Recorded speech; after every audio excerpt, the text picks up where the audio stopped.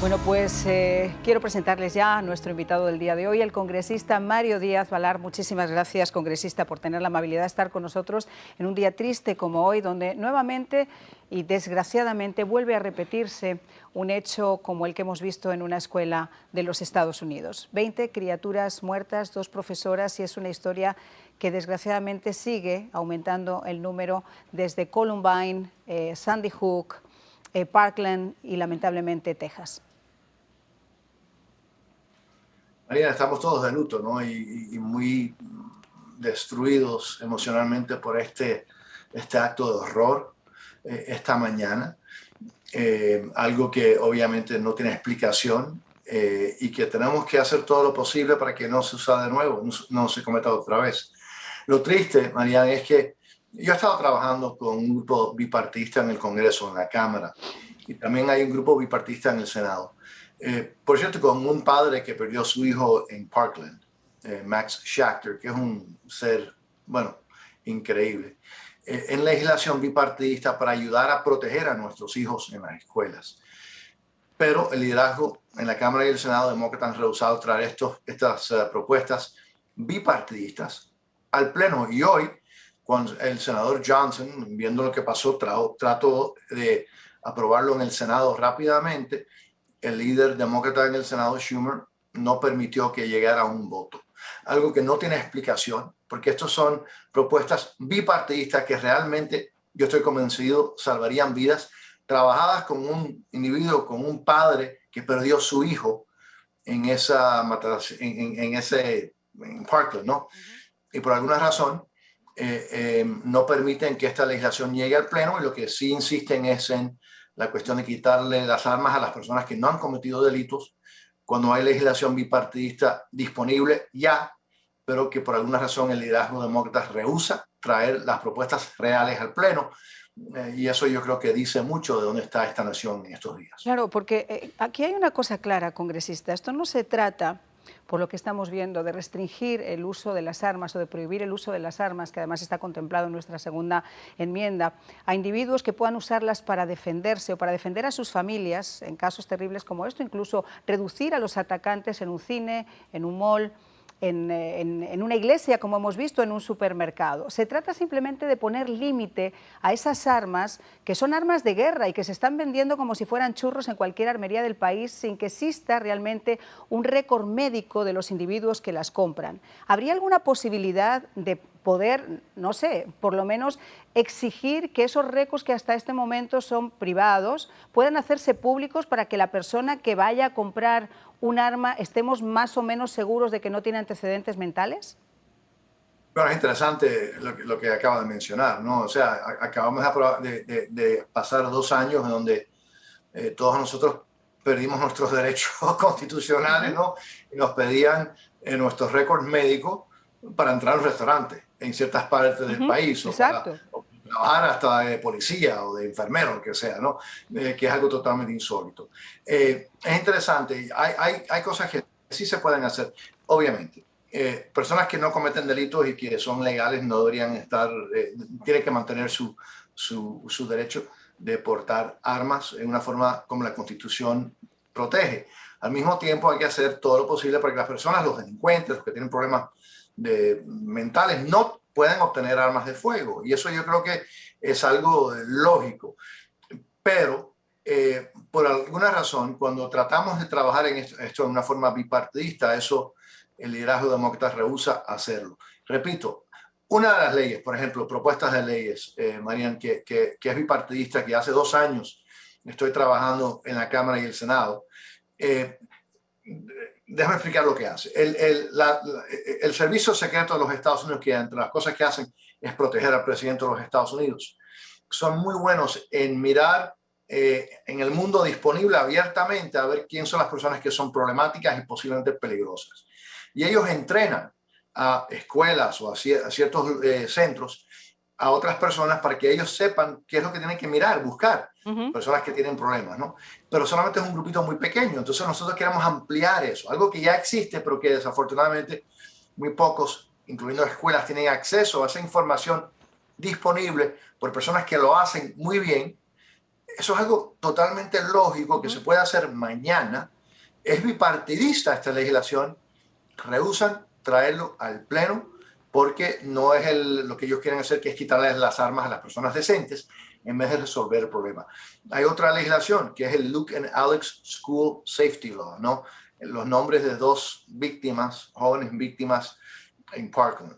Esa es una legislación bipartidista de nuevo que el senador Johnson hoy en el Pleno del Senado de los Estados Unidos, después de lo que pasó esta mañana, lo trajo al Pleno y el líder demócrata Schumer rehusó que esto se pudiera votar en él. Entonces uno se tiene que preguntar, ¿pero por qué? Si hay propuestas bipartidistas que funcionarían y que se pueden aprobar, ¿por qué el liderazgo demócrata rehúsa traer esos al Pleno? Perfecto, ellos quieren hacer otras cosas, pero mientras tanto, por lo menos, ¿por qué rehusan hacer cosas reales que pueden salvar vidas? ¿No? Eso, que son bipartidistas, por cierto, que tienen apoyo en la Cámara y el Senado de una forma bipartidista. Rehusan hacer eso porque parece que lo que quieren hacer es no resolver el problema, es quitarle las armas a las personas decentes y no resolver el problema que realmente está afectando de una forma dramática, inaceptable y tan dolorosamente a nuestro país. Pero aquí además hay otro factor que es importante, y es que el tema de las armas, congresista, y quienes hemos tenido la triste realidad de tener que compartir con esos padres, como me ocurrió a mí en Sandy Hook o en Parkland, cuando tú te enfrentas a un problema como este, no se puede ver solamente con el tema de la compra del arma como tal. Creo que es mucho más multifactorial y hay que verlo desde esa manera, porque igual que un vehículo puede ser utilizado como arma y lanzarlo contra una multitud, como hemos visto tristemente en España o hemos visto en otros lugares de Europa, o pueden entrar a cuchilladas, pueden agredir a alguien con un cuchillo. Está más el problema en quien tiene ese arma y el uso que se le va a dar a ese arma que el arma en sí, aunque el arma también es un problema, insisto en que cierto tipo de armas, bajo mi punto de vista, no debería estar al alcance de cualquiera, como son esos rifles de asalto. Tiene que estar para gente preparada, gente que tenga la capacidad y la responsabilidad de saber utilizarlo, y no un chico que recién cumple 18 años puede comprarse dos. Eso me parece que es complejo. Ahora, el tema, por ejemplo, de la involucración de los padres, de los profesores, del uso de esas redes sociales que te censuran un mensaje porque les es adverso a cómo piensas tú y lo que piensan ellos, pero que permiten tener las fotografías del arma con el que se va a cometer la fechoría, lo que va a hacer este individuo 2 días después, y no pasa nada. Esto tiene que verse desde otro punto. Estamos educando a nuestros hijos en el desamor, en el desapego, en el odio, en la polarización, y nos estamos olvidando de lo principal, que es tener control sobre nuestros propios hijos. Muy fácil echar la culpa a las armas, pero las armas las aprieta alguien, seamos conscientes también de eso. No, exactamente. Es como decir que los automóviles que van por encima del límite de velocidad hay que eliminarlos todos porque de vez en cuando hay alguien que va por encima del límite de velocidad y comete un acto horroroso, ¿no? y mata a personas. Por eso lo que usted dice es verdad, el arma no es el tema es personas que no deben de poder obtener ese arma. Hay que hacer todo lo posible para que no las tengan, para que no las puedan obtener, al mismo tiempo protegiendo ese derecho constitucional que para mí es importantísimo y es sagrado, ¿no? Y por eso es interesante. Yo nunca quiero decir que una ley o un pedazo de una propuesta de ley hubiese resuelto este problema u otro problema. Pero es interesante, este individuo, el que acabamos de ver cometer este acto tan horroroso, es un individuo que ha dicho cosas, como usted acaba de decir, en las redes sociales. Ahí estamos viendo las imágenes en las redes sociales colgadas desde hace días, no solamente minutos antes. Estas fotografías son de hace días, congresista. Sí, parece que hubo, María Muniz, que hasta dijo que iba a matar personas en la escuela, ¿no? Entonces, ¿qué es lo interesante? Por eso el Eagle Act, que lo que haría es proveer lo que ya existe, lo que el gobierno federal ya está haciendo para cuidar al presidente de los Estados Unidos. Proveerle esa información, esos datos, esa información a otras personas, particularmente a las escuelas. Entonces, ¿por qué no quieren permitir que esa legislación llegue al Pleno? ¿Por qué? ¿Por qué? Y de nuevo, yo no estoy diciendo que hubiera parado este incidente u otro incidente. Lo que sí sé es que si es suficientemente positivo para que lo utilicen para proteger al presidente de los Estados Unidos, no se debería utilizar para proteger a nuestros hijos y nuestras hijas en las escuelas. Pues las la verdad que sí, respuestas. porque al final del día los padres lo que queremos es que nuestros hijos regresen de algo tan simple como una escuela sanos y salvos. Pero usted ha tocado un punto importante, congresista, y es la seguridad de los presidentes. Y para aquellos que hablan de la frontera y la polarización de la frontera, vamos a hablar ahora de una amenaza latente sobre un expresidente que estuvo a punto de producirse. Ya regresamos. Pasar con el tema de Cuba, la flexibilización de esas sanciones, quisiera abordar un poquito el tema de la frontera. Sigue siendo absolutamente polarizada, se sigue sin admitir que es una crisis terrible y ahora lo que se ha puesto de manifiesto es que no estábamos tan equivocados cuando decíamos que en esa frontera y por esa frontera también pasan terroristas. El expresidente Bush pudo estar en la mira de uno de esos terroristas que pasó por la frontera. Sí, y no nos debe sorprender, ¿no? Sabemos que han habido terroristas que los han atrapado, los han agarrado en la frontera tratando de entrar de la frontera del sur de los Estados Unidos. Esos son los que se han agarrado. Imagínense los que no se han agarrado. Entre los millones de personas, muchos de ellos que son víctimas. Pero es totalmente inaceptable que los Estados Unidos haya abierto la frontera y que le haya otorgado el control de la frontera a los grupos, a estos grupos criminales, los carteles. Y sabemos ahora que hay terroristas, incluyendo asociados al Estado terrorista de Irán, y que están o han entrado o están tratando de entrar a través de la frontera sur, porque saben que es muy fácil, con el propósito de asesinar a un expresidente de los Estados Unidos.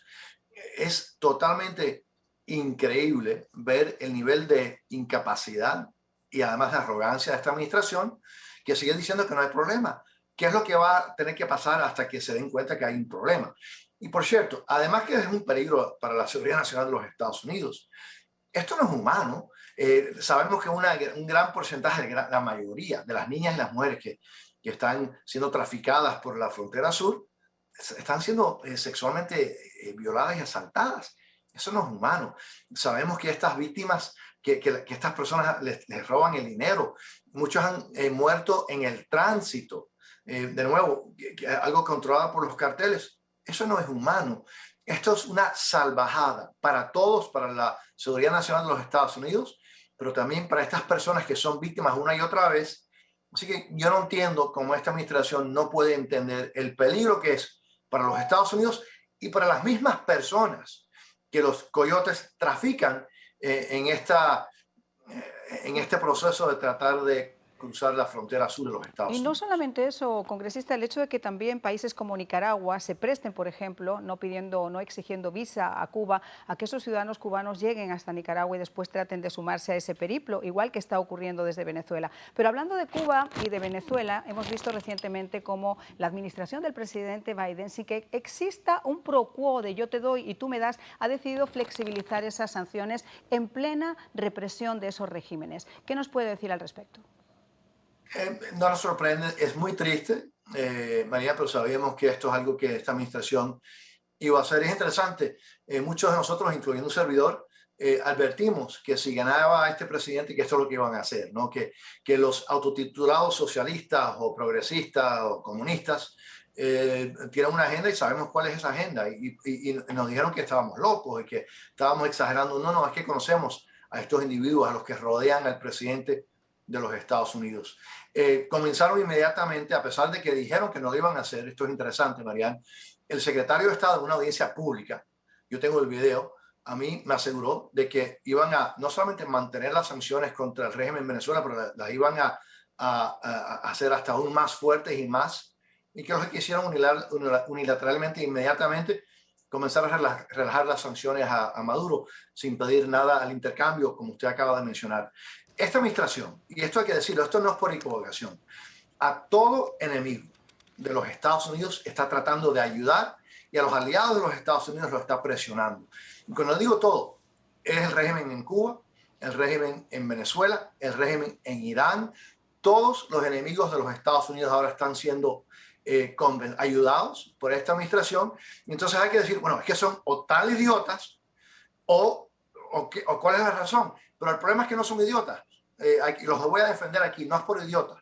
Saben lo que están haciendo porque nunca se equivocan. Siempre es los enemigos de la libertad, los enemigos de los Estados Unidos son a los que ayudan y a los adversarios, a los enemigos, parece que darle todo tipo de regalos y compensación y concesiones y por eso nunca se equivocan a favor de los intereses nacionales de los Estados Unidos, siempre están aliados a los intereses de los enemigos de la libertad, particularmente esos que son autotitulados comunistas, socialistas.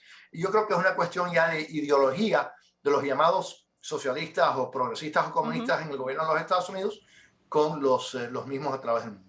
Los mismos que además ahora se están aliando congresistas para tratar de boicotear esa cumbre de las Américas, que ya ha sido cuestionada por la falta de liderazgo, por las inconsistencias de esta administración con regímenes, por ejemplo, como el de Maduro. Cuando se pensó que no se les iba a invitar a la cumbre, por presiones de Andrés Manuel López Obrador, que es el nuevo prócer de la izquierda en América Latina, y siguiendo pues Bolivia, Honduras, Argentina y cuestionándoselo Chile, ahora se está pensando que a lo mejor sí, que a lo mejor los invitan. ¿Qué opina usted al respecto?